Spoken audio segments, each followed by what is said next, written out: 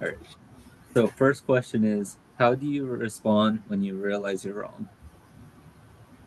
Okay, so whenever I realize I'm wrong, I one accept it, and then I just learn to move on because there's more than in life to be stuck on the things you do wrong. All right. And could you give an example of a time you were wrong, like a stereotype, any type of myth or misconception? There's this one time about a month or two ago, I was talking to this guy, and I basically got played, and I was just wrong about him because he's a messed up person, and yeah, And he's a what? a messed up person. Oh, all right. And why do you think that you were wrong? And how did you believe in it in the first place? How did I think I was wrong? Yeah.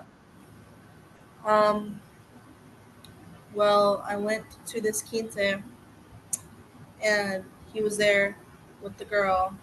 So that's how I found out I was wrong. And what was the second one?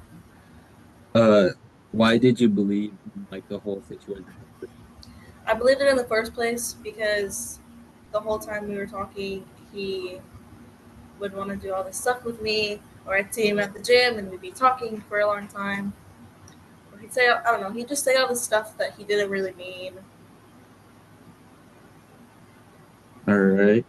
And you already said how learned that you were wrong, but how did it make you feel? At first, it made me feel upset because I was actually going, or I was thinking about dating him. But then I got over it like after a day because, like I said at the beginning, I can't be stuck on things or situations that I know I don't have control over. All right. And then what do you do to protect yourself from being wrong about anything that's similar to that? So whenever something like that happens, I just stop. So like in this instance, I'm not gonna talk to anyone for a while to protect my peace and happiness. Because if I do talk to someone again, it'll make me sad, and I don't want to be sad. All right. And then the second question is, what is a social issue that you feel is most difficult for others to adjust to or to like change their minds about? I think that racism is something that people don't really change their mind about. All right. And what is one of the reasons or the specific issue that causes difficulty in changing their viewpoints?